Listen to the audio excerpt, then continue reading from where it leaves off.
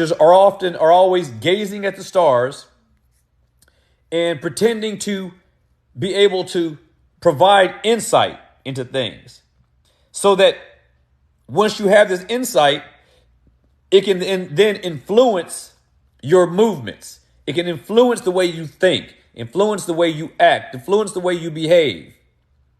So now, even though looking at the stars doesn't really do that, I bring this point up to point out this: Christ does do these things. Christ is the star of Jacob, the star of Israel, the star of the Christian church.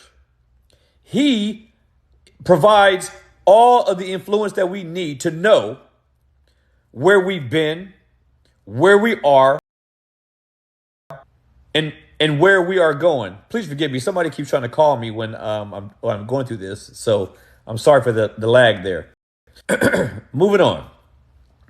But Christ, being the star that he is, he tells us what our future is going to be. He tells us what happens to us when we believe and put our faith and trust in him.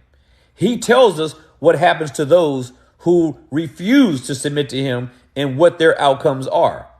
And men who reject Christ are foolish. They're foolish. Because when the day comes, when they shut their eyes on this earth and they wake up in eternal torment, condemned forever in the flames of and engulfed in eternal flames, they are going to wish that they had another chance, another day, another time, but it won't come. They will seek and crave for a one moment of relief that will never come. It will never come. They will seek to have their tongues cooled, even if it's for one drop, but it will never come.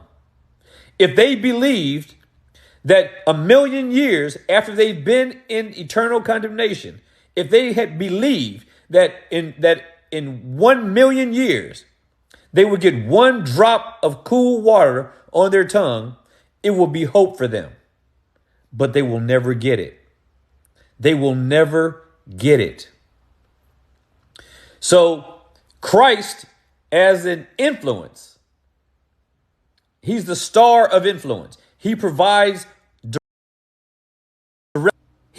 direction for our lives.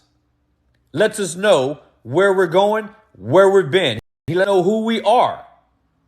He reveals to us things about our nature that we've never considered about our own nature, even though we lived it out all of our lives. But he influences us in such a way, with the guidance of his Holy Spirit, that we are led in ways whereby we become able to please him and to serve him adequately, the way he has prescribed for us and for our good. Next, number 5. A star is a source of guidance. A source of guidance. And this is a little different than what I was saying earlier about influence. Let me give you an example. I used to be in the Navy, and I was a navigator in the Navy. And one of the things that you have to learn to do when you navigate ships, you have to learn how to do what we call shoot the stars. And what that is you have to learn how to navigate by the stars. Today we have all these electronics that help us know exactly where we are when you're on the ocean. But back in prehistoric times, like when I was younger, you could learn to navigate by the stars. And typically what would happen is that you would do what's called dead reckoning.